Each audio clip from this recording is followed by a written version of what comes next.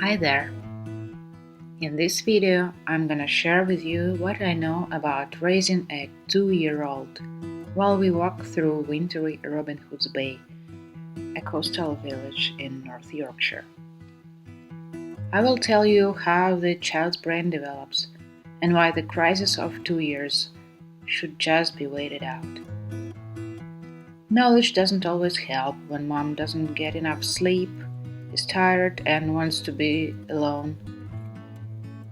And believe me, I experienced a lot of these states. But it helps to quickly accept reality if your child is going crazy, as you may think, and you're losing your temper. It would be great if there was a tool to measure the development of a child's brain. If it were as obvious as with clothes, the child grows up and we just buy new ones. But parents often despair because they cannot adequately assess the psycho-emotional development of the child.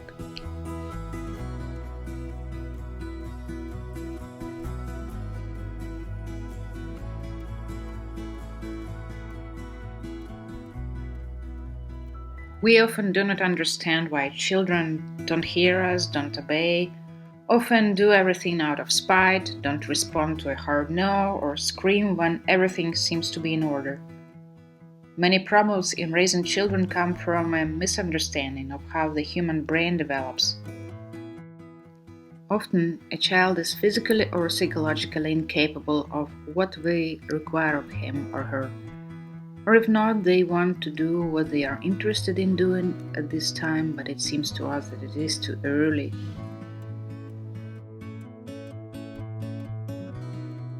Naomi was a very calm baby in infancy. She almost never cried, and it was easy with her. We just carried her everywhere with us, fed and rocked her. She is now 2.5 years old and still relatively calm, says Peter, who has a bit more parenting experience than I do.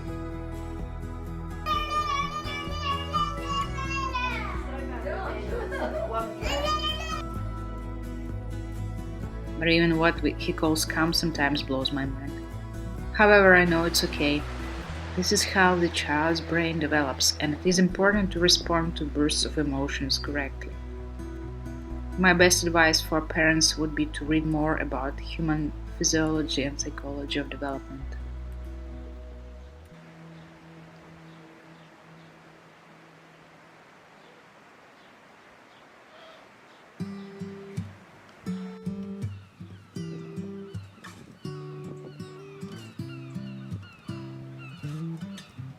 Some parents of 2-year-olds think that their children are capable of controlling emotions and impulses. However, this is an illusion. Only by the age of 4 will a child's brain be developed enough to provide the body with self-control. Does your 2-year-old throw tantrums in the store, start crying for no reason, and endlessly run away from you on the street, regardless of what you say? Everything is fine. We are developing normally. Our task as parents is to adapt a child to this world. And in the early stages, it means to teach them self-control. The best way to do this in psychology is called evolutionary. Adults help the child control emotions without breaking them. For example, you can give your kid a sense of control by allowing them to eat a small sweet instead of forcefully pulling them away from the bakery. Instead of abruptly turning off the cartoon, explain to the child that they can watch another 5 minutes and then you turn it off. It's not guaranteed that the child will not yell when you turn off the cartoon, but they will understand that they have some rights and this will help them calm down. Terrible twos, or the age of discontent, as it's often called. The child still cannot communicate well, which means that they are often not understood. Misunderstanding is often the cause of a child's emotional collapse. Try yourself speak in a foreign language when your vocabulary is limited to a couple dozens of words. Annoying, isn't it? Many other things simply do not work due to the fact that their fingers do not obey and the legs do not run as fast as they would like. although to be honest, it's not Naomi's case. An opposite approach in upbringing is forbidding everything, when the child's desire to explore the world stumbles upon the parent's hard no, even if this is not necessary. Mom screams, the boundaries are clear. It would seem alright? At first, this really can give a good result, and I was a witness of this approach once when I was an au pair in Germany. Children become well-mannered. They go to sleep in time, they eat what they're told to eat, and they react to their parents' remarks. Simply, they obey. I don't know what happened to the children in Germany where I was observing this case, but normally, as they say, these children do it out of fear, and such a system can give negative results later, in adolescence, when it manifests itself in the form of aggression, protest, and lack of initiative. It is always preferable to apply the evolutionary method, to teach the child to be aware of their emotions and to manage them in the future. With a calm, balanced approach, you will get a confident little person. They will feel that they gain control over things and try to do a lot of things themselves. They will not be afraid to take the initiative and be proud of their achievements. I need a pee-pee. Oh, давай пописаем. But the baby shark's come out. Look, you see the hole it's come out of there. Whoa. Put it down. Put it down, okay. A few tips for parents of 2-year-olds. By limiting something, let the child know what to do. For example, you cannot draw on the walls, but you can draw on paper. Always share your feelings, both positive and negative. I am so pleased that you did it. I am hurt now. I am sad. I am happy. So the child will learn to distinguish between feelings and emotions and develop emotional intelligence. Acknowledge your child's feelings and voice them. Are you mad that I won't let you draw in the book? I understand you like to draw. Here's some paper for you. Parenthood is not an easy path, and I myself experiencing it for the first time. I'm grateful that now there is a lot of information available. Research confirms that parents' positive thinking affects child's brain development, so it's all worth the effort. Do you have children? Are they older than 2 now? If yes, how did you manage to cope with this stage in their life? Share with me, I'll be pleased to know about it more.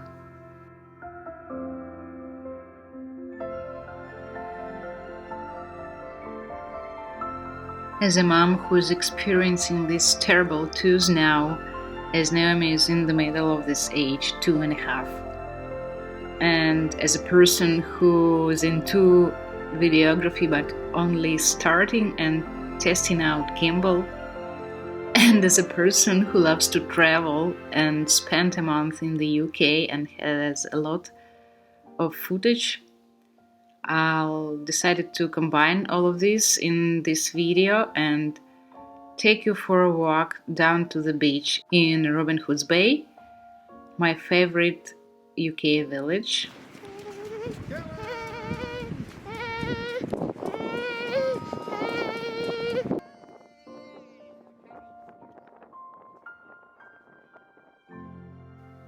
It's never boring at the beach, at the seaside in general. I think especially if you're with kids, it gives them a totally new world of experiencing things. It doesn't matter if the kids were born at the seaside or they come from a city, it's always interesting for them to explore, to play with sand, to play with water when it's warmer. By the way, I check out the Summer in Robin Hood's Bay in the link above. It was our usual walk when we were in Robin Hood's Bay. We walked down to the beach and then went back uphill.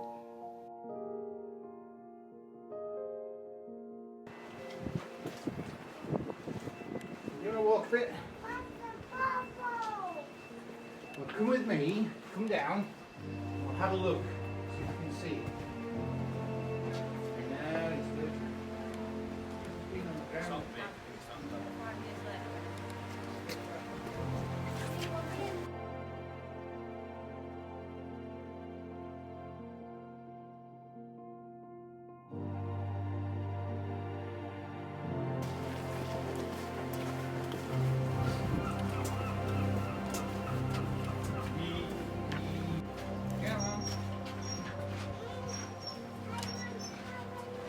Have a quick look in there, shall we?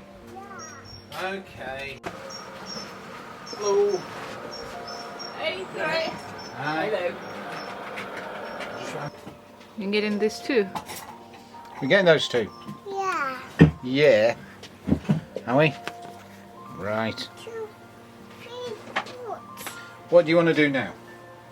Read them. Read them. Okay. Okay. This is one of my favorite ways in Robin Hood's Bay. It's called Alice. It's another way to walk up to Nana's house. Nana is Naomi's grandmother and Peter's mom.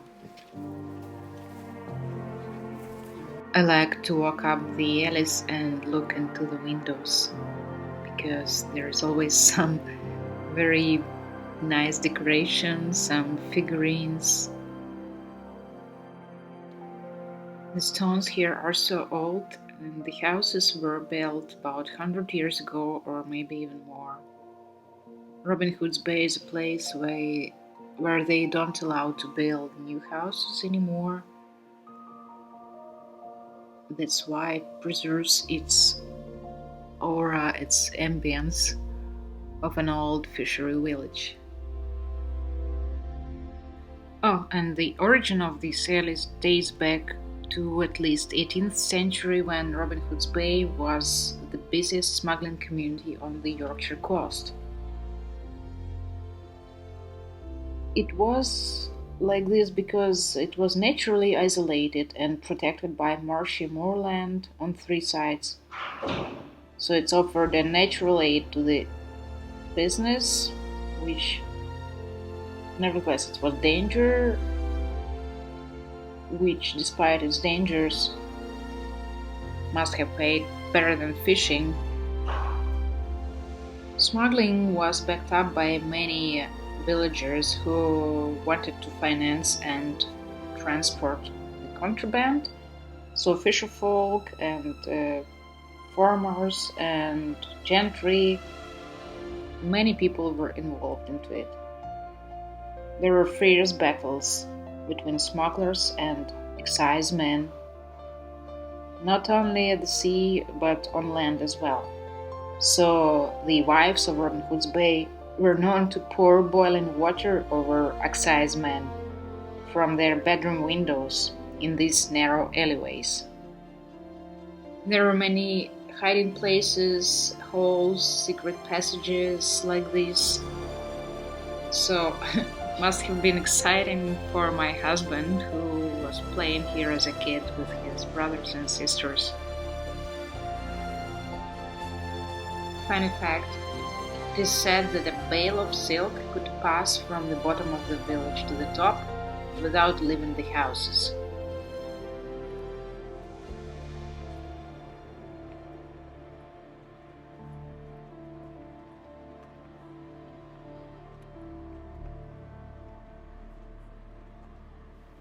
It is truly a release for me when I can be back to my creative self. Of course, the 2-year-old shouldn't be around. But to be honest, I quite often use the time when she sleeps, at daytime or in the evening, just an hour or an hour and a half. I wonder if young mothers watching my videos, what are your ways of distraction? What are your ways to release? Yeah, last one. Come here.